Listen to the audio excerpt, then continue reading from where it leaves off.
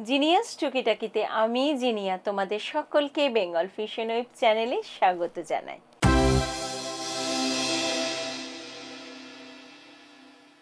ছোট্ট সমস্যার ছোট্ট সমাধান। আজকে আমার বিষয় হলো ফ্রিজে যে সবজি রাখি সেই সবজিগুলো রাখার একটা সুন্দর ব্যাগ, যে ব্যাগটা ছেঁড়া বা ফেলে দেওয়া জিনিস দিয়েই তৈরি করা। সেই কথাই আজকে আমি তোমাদেরকে শোনাবো।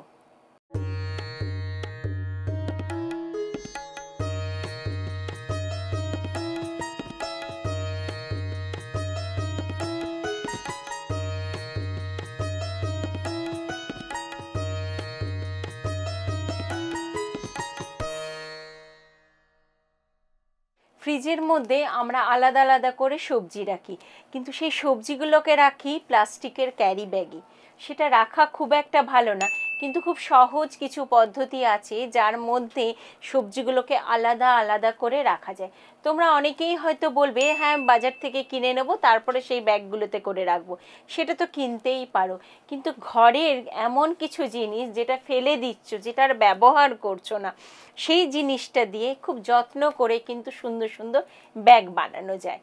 আমাদের পুরনো যে মশারিগুলো থাকে সেগুলো অনেক সময় একটুখানি ছিঁড়ে গেলে মশা ঢুকবার ভয়ে সেগুলো খুব একটা ব্যবহার করি না, ফেলে দিই কিংবা বিক্রি করে দিই, আর একটা নতুন মশারি কিনি। সেই মশারিটা তুমি কিছুটা টুকরো করে নিলে, একটু বড় করে টুকরো করে নিলে, তারপর কেচে পরিষ্কার করে নিয়ে 3 দিকটা সেলাই করে একদিকটা খোলা রেখে দিলে, ওই খোলা দিক রাখার জন্য কি হলো, এটা ব্যাগের মতো হয়ে গেল। এবার তোমার ছোট ছোট সবজি, ধরো তুমি লঙ্কা বলো, আদা বলো, তারপর টমেটো বলো বা পটল বলো, যে সবজিগুলো বেশ ছোট ছোট সবজি বা বড় সবজিও রাখতে পারো, সেক্ষেত্রে ব্যাগটাকে একটু বড় করে তৈরি করতে হবে। আলাদা আলাদা করে কিন্তু ফ্রিজের মধ্যে রাখা যায়। এতে একটা কি সুবিধা হয় বলো তো, তাতে কি হলো, তোমার ক্যারি ব্যাগে রাখতে হয় না। আর ক্যারি ব্যাগে রাখার জন্য জিনিসটা অনেক সময় ঠিকঠাক থাকে না, ক্যারি ব্যাগ তো খুব একটা ভালো না রাখার জন্য। তো সবজিটাও আলাদা করে থেকে গেল, ফ্রেশ থাকলো। এবার তোমার যে সবজিটা দরকার পুরো ব্যাগ সমেত বার করে নিলে, তারপর তুমি আবার ব্যবহার করলে, আবার সেটাকে ঢুকিয়ে রাখলে ফ্রিজে। যদি মনে হলো নোংরা হয়ে গেল, আবার কেচে পরিষ্কার করে নিয়ে তারপর আবার নতুনভাবে ব্যাগটাকে ব্যবহার করতে পারবে। এই পদ্ধতিতে তোমরা কিন্তু অনায়াসে সবজি ফ্রিজের মধ্যে রাখতে পারো। যেমনভাবে তাজা থাকবে ঠিক ততটাই অন্যান্য সবজির সঙ্গে আলাদা হয়েও থাকবে। তোমাদের পক্ষে ভীষণ সুবিধা হবে।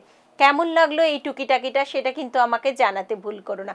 যদি মনে হয় সত্যি এটা একটা উপকারী টুকিটাকি আর এই পদ্ধতি করে তোমাদের অনেকখানি উপকার লাগছে, তাহলে যতটা সম্ভব পারো ওই ভিডিওটাকে শেয়ার করো। শুধু শেয়ার করলেই হবে না, তোমাদের গুরুত্বপূর্ণ মতামত আমাকে লিখে পাঠিয়ে অপেক্ষা করো পরের আরেকটা টুকিটাকির জন্য। আজকে আমি জিনিয়া এখানেই শেষ করছি। নমস্কার।